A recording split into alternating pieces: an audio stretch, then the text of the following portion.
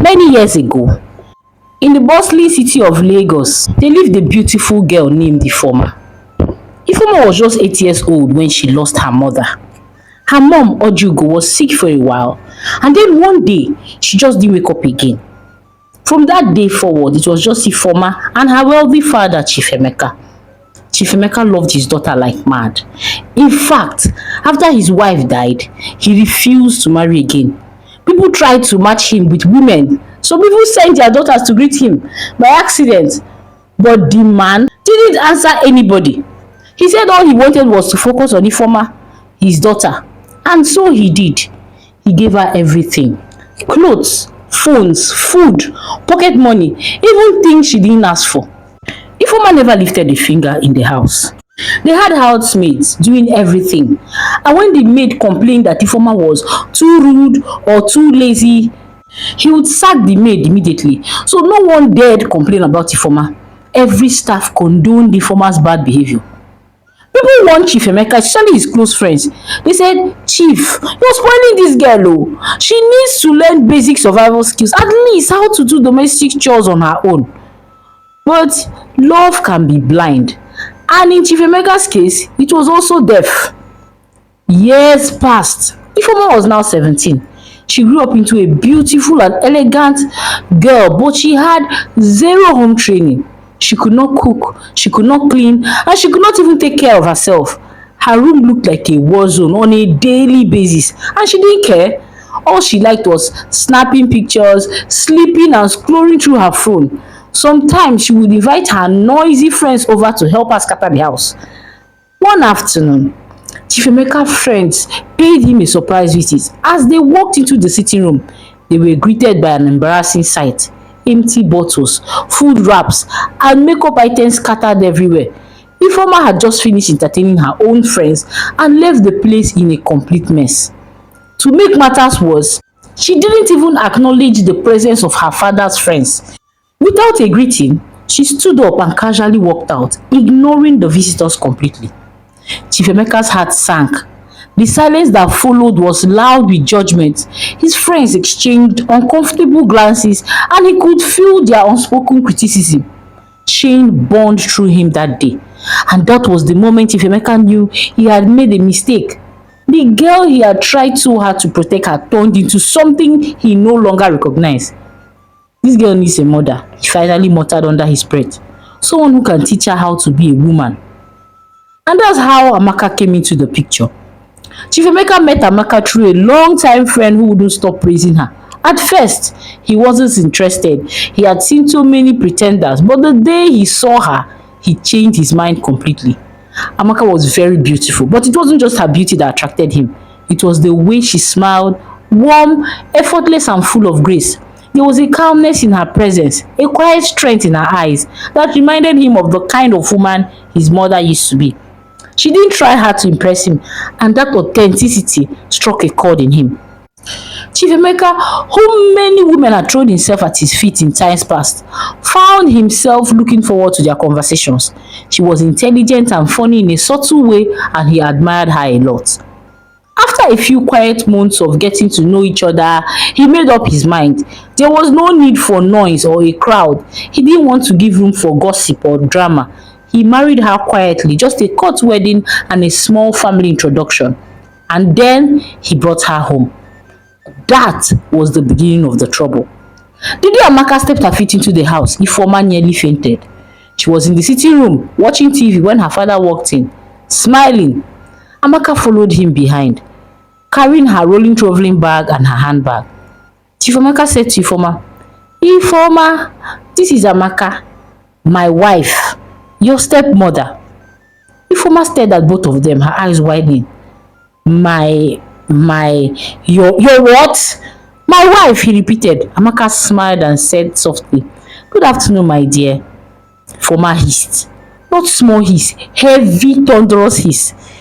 Daddy, I don't need a stepmother. And why do you even need a wife after all these years? Ifeoma, mind your tongue, her father warned. But Amaka just smiled again and said, Don't worry, I understand. That day, Ifeoma didn't talk to anybody again. She entered her room, slammed the door, and cried angry tears. In her head, this woman had come to steal her father's love and her space. And from that day, Ifeoma made it her job to frustrate Amaka. She didn't greet her in the morning now. Ifeoma would walk past Amaka like she was air. No good morning, no acknowledgement, nothing. But that didn't even bother Amaka. When Amaka cooked, Ifeoma would always have something nasty to say. What kind of egusi soup is this? Why is the oil floating like it's trying to escape? Or if it was yam porridge, she would say, this yam porridge, it looks like children poo. Who will eat this nonsense? Nothing was ever good enough for her. Even when the food tasted fine, she would still twist her face and complain.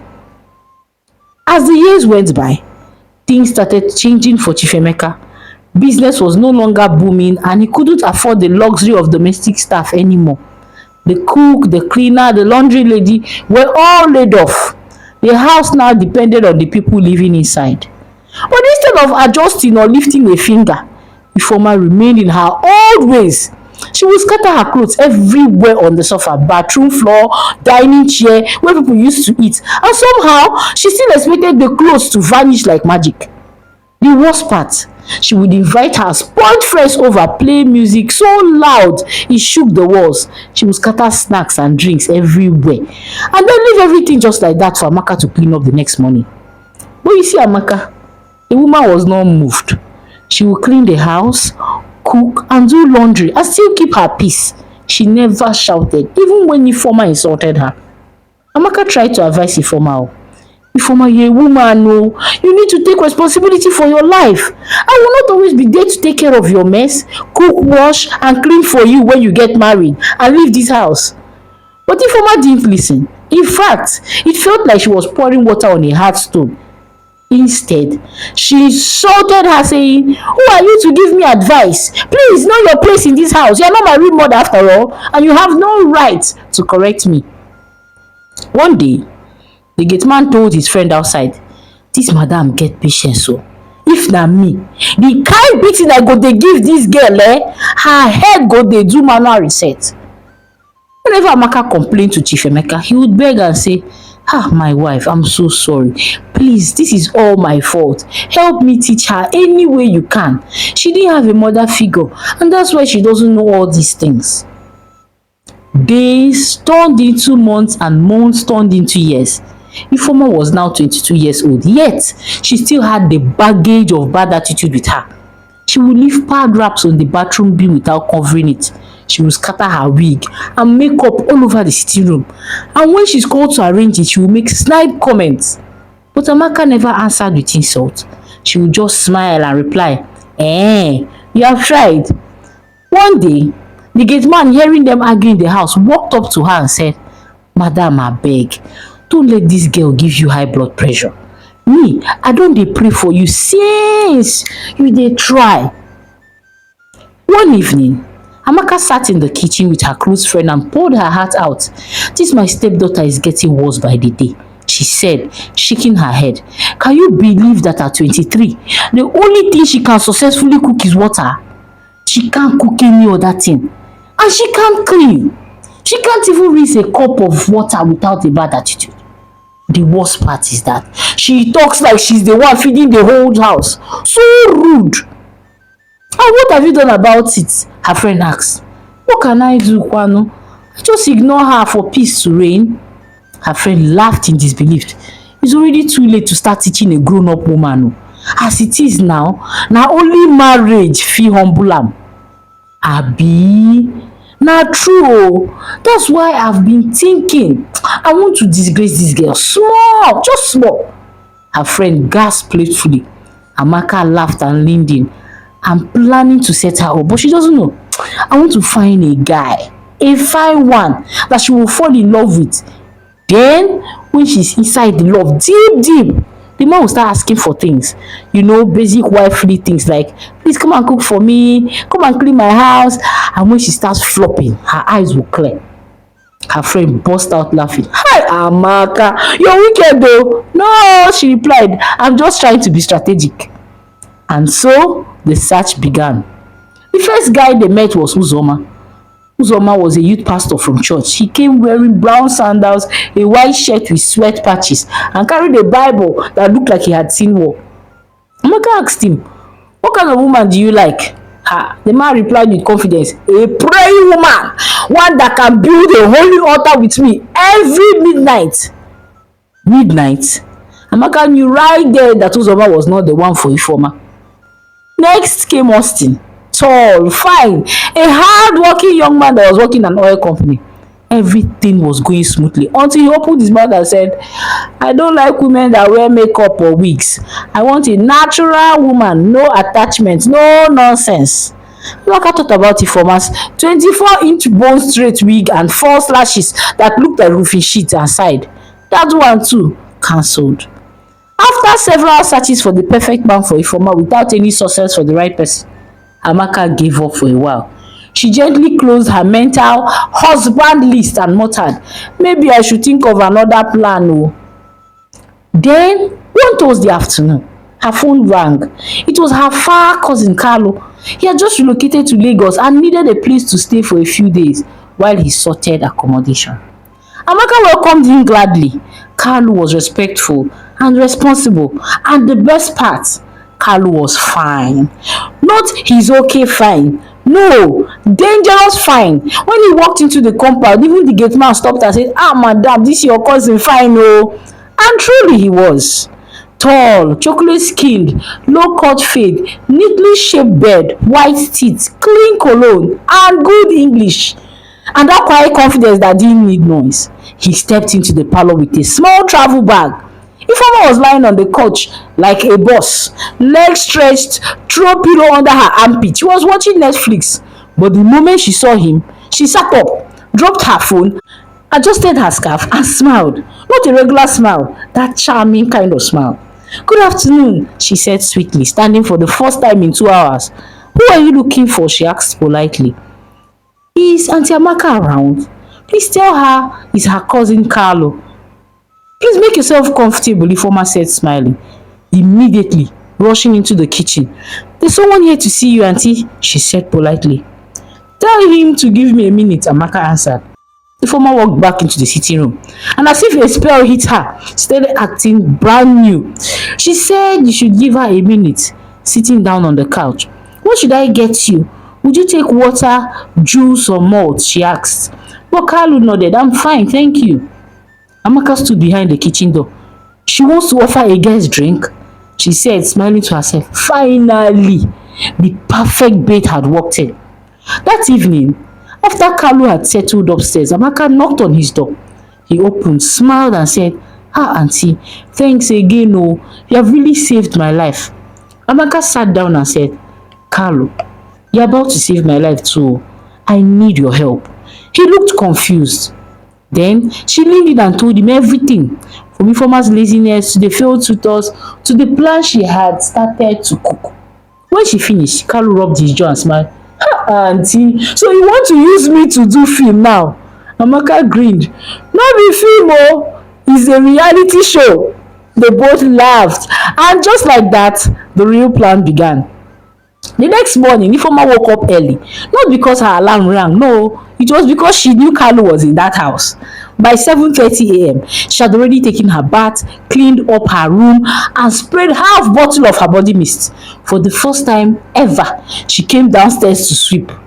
Amaka nearly clapped for her. "Good morning, ma," Ifeoma said sweetly, smiling too much. She even greeted Amaka.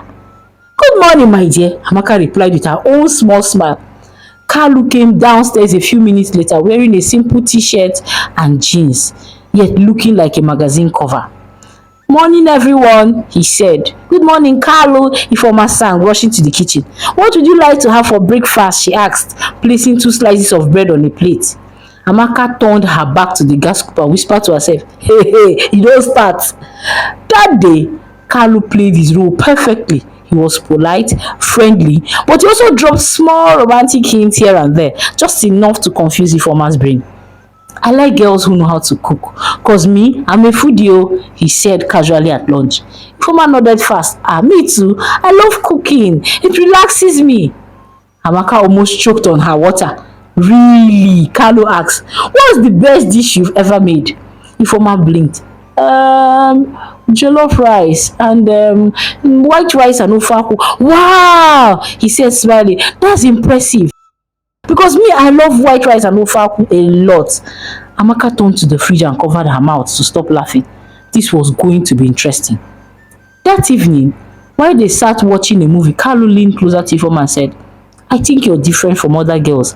I like that you're not loud or fake. Ifeoma blushed so hard, even her forehead turned red. Thank you, she whispered. Then he added, I just hope it's not pretense, so because I don't like liars. Ifeoma straightened. No, no, no, no, no. I'm very real. Ask anybody. Carlo smiled. That's perfect. Later that night, Carlo met Amaka in the kitchen while she was packing the place. Auntie, I don't want to lie. If this girl is really all that you said, then she's really going up for a disaster with all the lies she's giving, he said. I see it oh, Amaka replied. I was hearing your conversation. See all these lies she's bombarding you with. Tell her to prove it. I can see she wants to impress you. Tell her to make those meals for you. Carlo raised his brows. Auntie, you are really enjoying this. I waited so long to enjoy it, Amaka said, giggling. The next day, Carlo told Ifeoma, I've been craving white rice and ofe akwu since I came to Lagos. It's my best meal. And sincerely, I can't start asking Auntie Amaka to make it for me. That would be really insensitive of me. Ifeoma paused. I can make it for you now, she said confidently. Really? Yes, I can. Would you like it as breakfast tomorrow? Wow, that would be amazing. Yes, it will be an exciting experience to taste your meal. Ifeoma smiled, but inside her chest, her heart started screaming. She had never even touched gas before.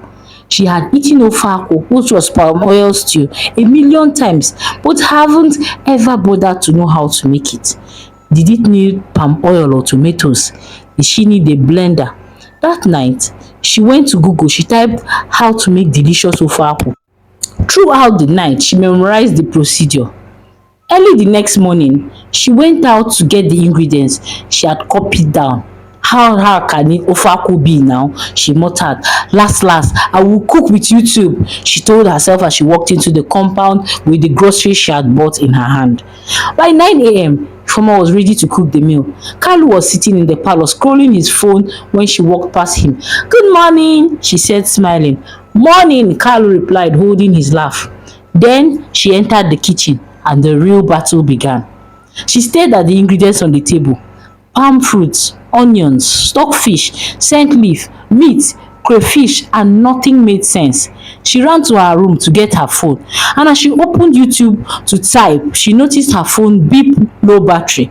There was no light that morning, and she had forgotten to charge her phone last night when the generator was on, because her mind was so engrossed on how she was going to make the meal.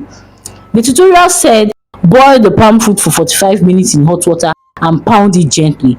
And so she poured her unwashed palm fruit in water and boiled it. She didn't know what else to do. She knew that her battery would not last up to the 45 minutes, and so she decided to take a pen and paper to quickly write down the steps before her phone battery finally went off. But as she typed how to prepare delicious ofe akwu, the phone beeped and went dark. Ifeoma hissed. Confusion. When the 45 minutes was over, Ifeoma sieved the palm fruit and started looking for where to pound it.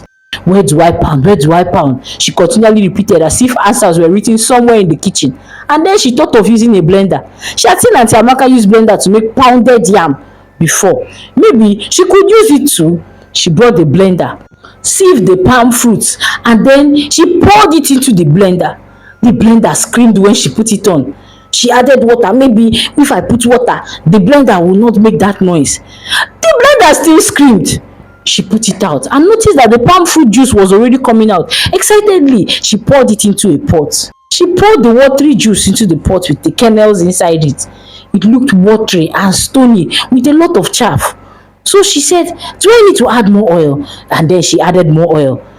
She put salt, stockfish, maggi, crayfish, then more maggi. At this point, the soup was foaming like detergent. She dropped meat into the pot. All of it, even the pomo that still had sand. She didn't even wash it. She forgot to wash the scent leaf too. She just tore it and threw it inside like she was angry with the food. Then she sat down and waited for magic. Meanwhile, Amaka was upstairs listening and laughing at the same time. Downstairs, Carlo had his nose in the air, sniffing like, what's that noise? What's that smell? After about an hour, Ifeoma stirred the soup and it was still watery. She told herself, Ofaku is usually thick. What can I use to make it thick? Rummaging the fridge, I can use flour to thicken it, she thought as she rushed to the pantry. She poured a cup of flour inside and noticed the food thicken. She smiled. I've made Ofaku, she said excitedly. And then she went ahead to make the white rice. By the time she finished, it was almost 12 p.m. She set the table and called Carlo. Ah, Carlo, your food is ready, she said hesitantly. Carlo sat down, smiled and picked the spoon. He took the first bite and paused. Wow, he said, forcing a smile. This tastes different. Different good or different bad, she asked. He smiled. Let's just say unforgettably different. That night, Carlo went to meet Amaka in the kitchen. How did you survive this girl's food all this while? He whispered. Amaka just wiped her face and said, I didn't survive, oh. She has never cooked before. This is her first time. They both laughed, but deep inside, Ifeoma was bothered. She knew she had flopped. She knew the soup was trash. But Carlo didn't insult her. He didn't laugh. He just kept smiling like a gentleman and said her food was unforgettable. And that made her even more uncomfortable. That night she lay in bed replaying everything in her head. Maybe I should have asked Auntie Amaka to help me. Oh. But pride kept her mouth shut. She knew that the food she made didn't look or taste anything like the ofaku she was used to eating. A few days later, Ifeoma had been too ashamed to leave her room since the food incident. But that morning, she overheard Auntie Amaka talking about a small get-together for Carlo's birthday. That night, Chief Emeka stood at Ifeoma's door and knocked gently. You've been scarce, oh, he said with a fatherly smile. Ifeoma opened the door halfway, still in her bonnet and oversized shirt. I just wanted to rest, Daddy, she said. He nodded and stepped back. I just wanted to tell you that I'll be going to the village for a burial. I'll be gone for 2 days, so take care of yourself, okay? Safe journey, Daddy, she replied flatly. But he wasn't done. Oh, before I forget, your Auntie Amaka's cousin is hosting a little birthday get-together in their house this evening. They said it's just small refreshments and maybe some of his friends passing by. It should be fine. You should join them, smile a little, let it liven up your spirit. Ifeoma shrugged. I'll see how I feel. Chief Emeka stopped forward and kissed her forehead. Enjoy yourself and please be helpful while I'm away.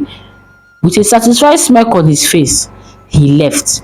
But in truth, he wasn't just going for a burial. He was giving space for the lesson of a lifetime to begin. Amaka had only informed him of his plan, and so they had already planned that he was going to go for a burial. That morning, as usual, Amaka was already awake. She'd washed the dishes from the night before, swept the parlor, and was now in the kitchen humming softly as she put her plans to work. Outwardly, everything looked normal, but inside Amaka's head, battle was about to begin. The plan was simple: scatter everywhere and disappear just before the party starts and leave Ifeoma to handle everything. Amaka knew in her heart that Ifeoma would definitely want to impress Carlo, and so she would have to use the opportunity very well. Carlo had mentioned his birthday earlier in the week, and Amaka had immediately latched onto the opportunity, also informing Chief Emeka, who had agreed to play along, claiming a last-minute burial had come up. We could make fried rice or jollof rice with chicken and maybe put out a few chairs so I can invite some of my friends. Ah, no wahala, Amaka had said. Now, all the chess pieces were in place. The queen was in the kitchen and the pawn was still asleep, snoring like a diesel engine upstairs. By 9 a.m., Amaka had carefully placed materials which she intended to use for decoration scattered all over the dining table. According to her, she had also intended to clean up the guest toilet, and so she poured soapy water all over the toilet. And then she went into the kitchen to make rice. She washed the chicken and placed it on the table, parboiled the rice and left it there. It happened. A loud bang. A plate shattered dramatically on the tiled floor. Carlo, who was already aware, rushed in from the sitting room. He found Amaka lying on the floor, holding her ankle with a perfect mix of whines and groan. "Aunty, are you okay?" he shouted, loud enough for Ifeoma to hear, pretending to panic. "I slipped," she shouted back. Carlo shouted, "Ifeoma, there's been an accident. I'm rushing Auntie Amaka to the hospital. I'm coming." The noise woke Ifeoma as she yawned loudly, dragging her feet downstairs in her short satin robe. "Good morning," she called out lazily, but there was silence. She paused. No Amaka, no Carlo. Everywhere was just scattered. She checked the kitchen, empty. The gas was still on, but the rice on the sieve and raw chicken on the counter. On the kitchen table, she saw a note. "I had an emergency. Please help Carlo with his birthday preparations. The cloth for the decor is on the table. I've kept water for cleaning the toilet. Please help make jollof rice. Fry the stew a little and put in the rice. Auntie Amaka." Her heart dropped. Blood left her face.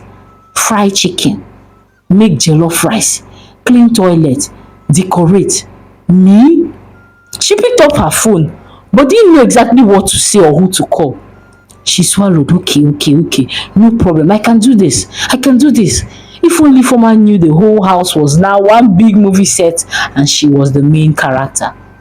She ran upstairs to change. She changed into something more casual, like she was ready for the battle ahead.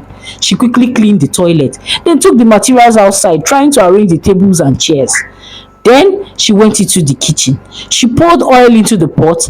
It smoked instantly. She tossed the chicken. It splashed as the hot oil kissed her skin. She screamed.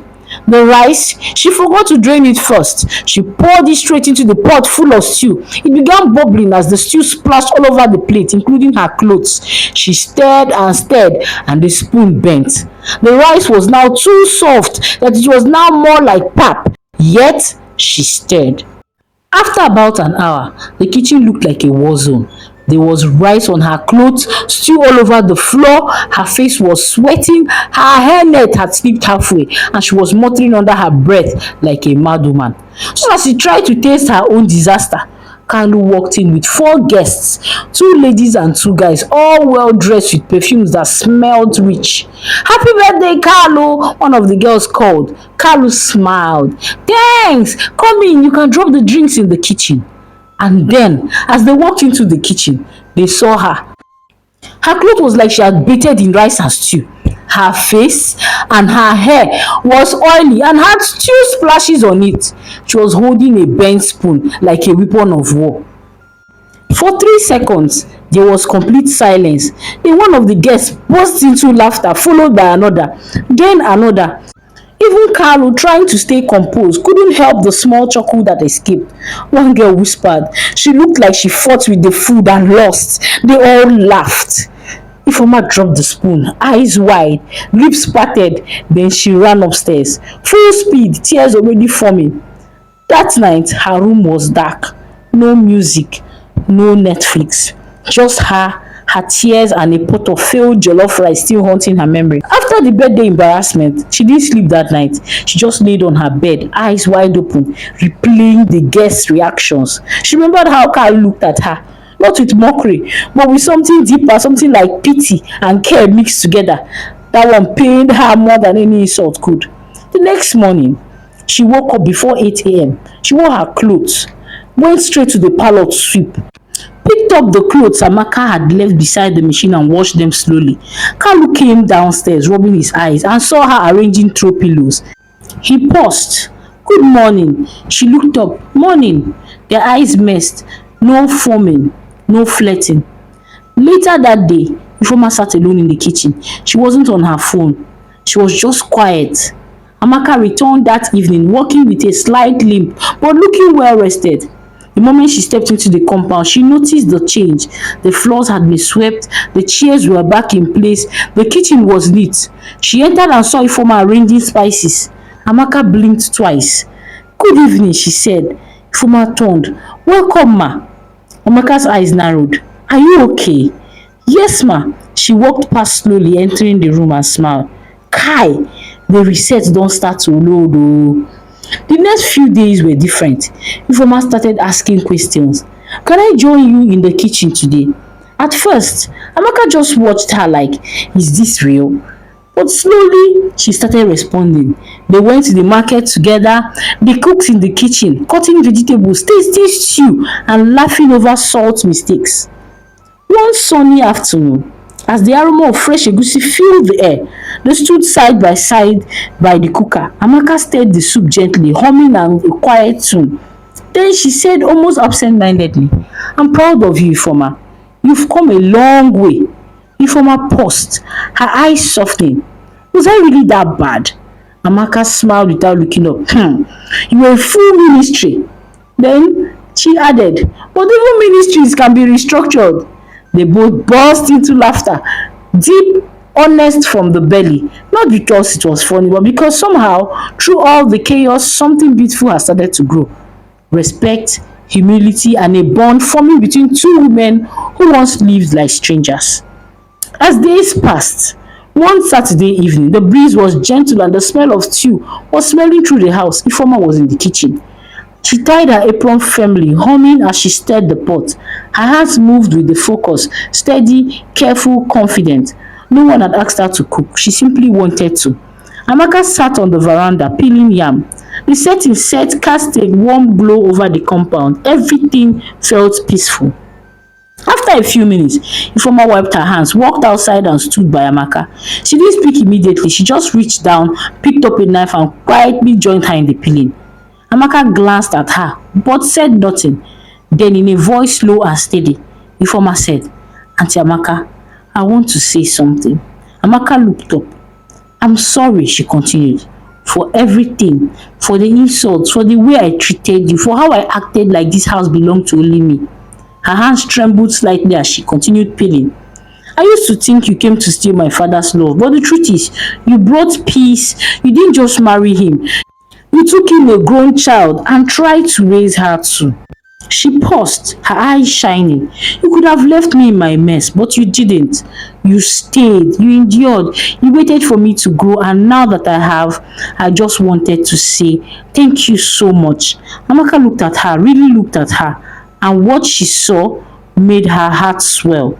Not pride, not rebellion, just growth. She placed a hand gently over Ifeoma's. You've done well, my dear. I saw the change before you ever said a word, and I'm proud of the woman you're becoming. Later that night, Ifeoma served dinner. Jollof rice, fried plantain, grilled chicken, everything from the scratch. Chifemeka sat at the table watching her closely as she moved between the kitchen and the dining table. When she finally sat down, he cleared his throat. I've been watching you, my daughter, he said. She looked up, startled. You have changed, Ify. I see it. This house feels different now, better. You've taken responsibility, and for the first time in a long time, I can relax, knowing you're not just growing older, you're growing up. Ifeoma's eyes welled. Chifemeka reached out and held her hand. I'm proud of you. And your mother, wherever she is, I believe she's proud too.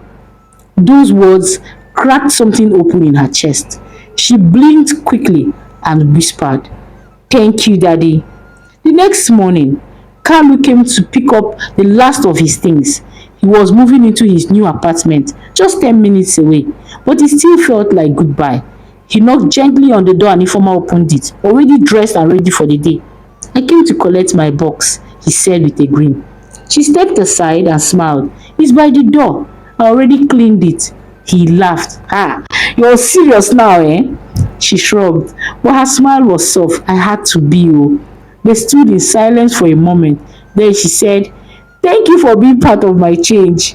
He raised an eyebrow. Me? She nodded. You didn't shame me. You could have, but you didn't. And even after I failed, you still stood by me. Carlo didn't respond right away. Then he said, I saw the real you. You just hadn't seen her yet. Their eyes held for a moment longer. He leaned slightly closer. So now that you're a certified cook, what's the next level? She laughed. Cleaning and making sure that everywhere is always clean. He smiled. That's good. Please don't stop. I won't, she replied. And if you ever want that ofaku again, real one this time, just call me. Carlo winked. I just smiled. Then he turned, rolled his box and walked to his car. Ifeoma watched from the door. No tears, no longing, just peace. The next few weeks rolled in quiet joy. Ifeoma didn't go back to her old ways. She woke early, swept without being told, and cooked without grumbling. She even taught her friends how to make stew from scratch patiently. Chief Emeka started calling her my Ada again. Amaka no longer hovered behind her in the kitchen. Now they cooked side by side. There were still small mistakes, burnt right here and there, too much pepper and all that, but they laughed through them. One evening, as Amaka placed the last plate on the drying rack, she looked over Ifeoma and said, "You've made this house whole again." And Ifeoma replied with a smile that lit her whole face, "No, you started it. I joined you." The end. Wow! Thank you so much for joining me in today's powerful story. As you've seen, pride and stubbornness can destroy even the most peaceful homes. Ifeoma's disrespect, laziness, and constant insults towards Amaka were rooted in pain, but they also showed how destructive unchecked behavior can be in a family setting. What stood out the most was Amaka's silent strength. She didn't fight with noise, she fought with wisdom, and in the end, her patience planted the seed that changed Ifeoma's life. But let's be real, it took a carefully planned setup, a dose of embarrassment, and the right person to mirror her flaws before Ifeoma realized just how far she had gone. The moral of this story is simple but deep. Real growth often comes after we are humbled. And sometimes love looks like discipline, correction, and even distance. Now tell me, if you're in Amaka's shoes, would you have done what she did, or would you have given up on Ifeoma a long time ago? Please drop your comments in the comment section. I would love to read from what you think about this story, and don't forget to like, share, and subscribe for more interesting stories like this that teach, entertain, and make us reflect on our life. Till we see next time, please stay kind, stay wise, and never be afraid to correct with love. Thank you so much for watching. See you in the next video. Bye.